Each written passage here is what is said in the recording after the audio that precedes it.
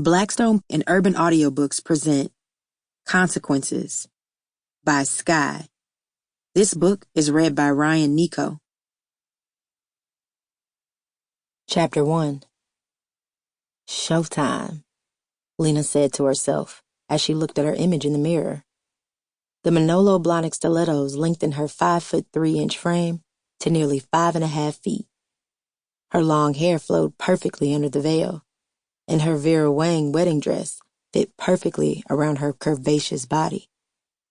She looked down at the 5-carat princess-cut ring on her finger that was about to have a beautiful platinum band to go along with it, and smiled.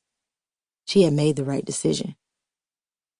"Lena, it's time," Carmen said when she walked into the room.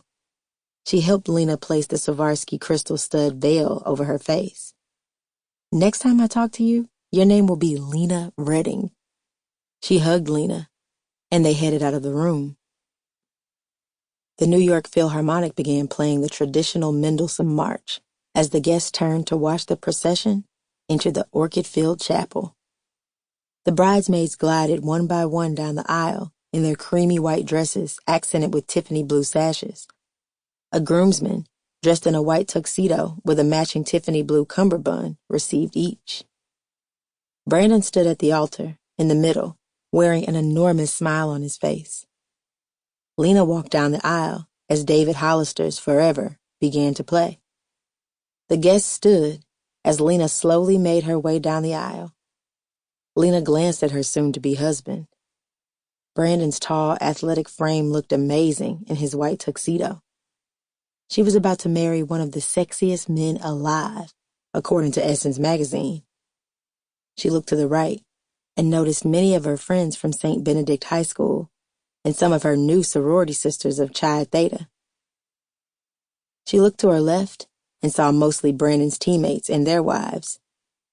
Finally, she made it to the altar, and her father proudly gave her hand to Brandon.